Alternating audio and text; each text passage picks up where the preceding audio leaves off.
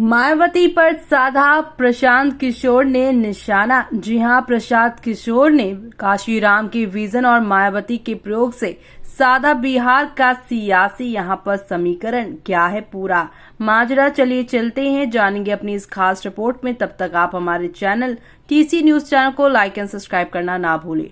प्रशांत किशोर अपने हिसाब से बिहार की दलित राजनीति को बहुत उम्मीद से देख रहे हैं, वो भी ऐसे दौर में जब पड़ोस के उत्तर प्रदेश में मायावती की राजनीति ढलान पर है। बिहार में जब भी कोई नेता ऐसा है जो दलित वोट बैंक के भूते राजनीति में मैदान में बने हुए हैं, ये प्रशांत किशोर की प्रयोग धार्मिकता ही है कि लोग उनमें अक्सर अरविंद केजरीवाल का अक्स देखने लग रहे हैं। बेशक दोनों की राजनीति में कोई चीजें कॉमन नजर नहीं आती, लेकिन कई ऐसे फर्क भी हैं जो डेमोग्राफी की डिमांड के हिसाब से ठीक लगते हैं। प्रशांत किशोर जिस राइट टू रिकॉल का वादा कर रहे हैं, कभी अरविंद केजरीवाल भी ऐसी ही बातें करते थे जब वो जन लोकपाल की मांग के साथ आंदोलन कर रहे थे।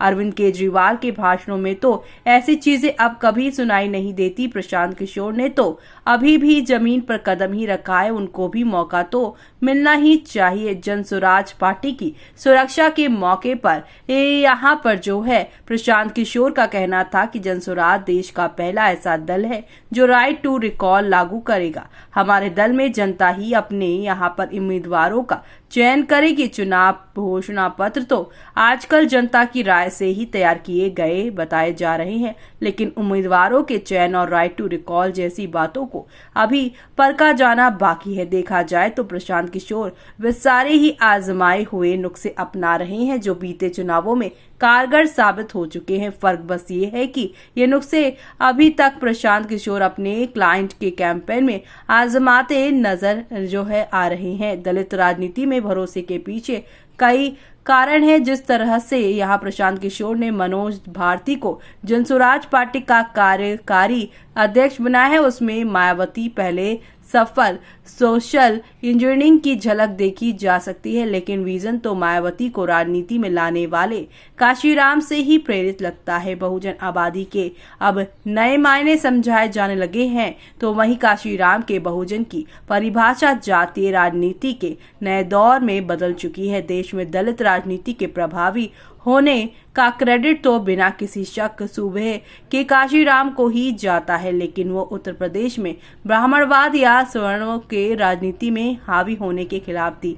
अब जातीय जनगणना में जातियों के बहुमत से बहुजन की बात होने लगी है। ये सही है कि भीम आर्मी वाले चंद्रशेखर की जिसकी जितनी आबादी उसकी उतनी हिस्सेदारी वाली जिद के चलते अखिलेश यादव से चुनावी गठबंधन नहीं हो पाया था, लेकिन जातीय जनगणना का जो बिगुल राहुल गांधी और तेजस्वी यादव ने यहाँ पर मिलकर फूका है, उसमें जरूरी नहीं है कि दलित की बहुजन रह जाए, ये तो असली आंकड़े ही बताएंगे, लेकिन दावेदारी तो ओबीसी को लेकर भी वैसी ही जताई जा रही है। तो वहीं मनोज भारती को जनसुराज का कमान सौंपा जाना मायावती के साल 2007 वाले सोशल इंजीनियरिंग एक्सपीरियंस की याद दिला रहा है। उसी सोशल इंजीनियरिंग एक्सपेरिमेंट के बूते मायावती पहली बार अपने बल पर यूपी बीएसपी की सरकार बनाने में सफल हुई थी, लेकिन धीरे धीरे बहुत कुछ वो गवा चुकी हैं। ऐसे में मायावती ने दलितों का नेता होते हुए ब्राह्मणों के साथ गठजोड़ किया था। ब्राह्मण परिवार से आने वाले प्रशांत किशोर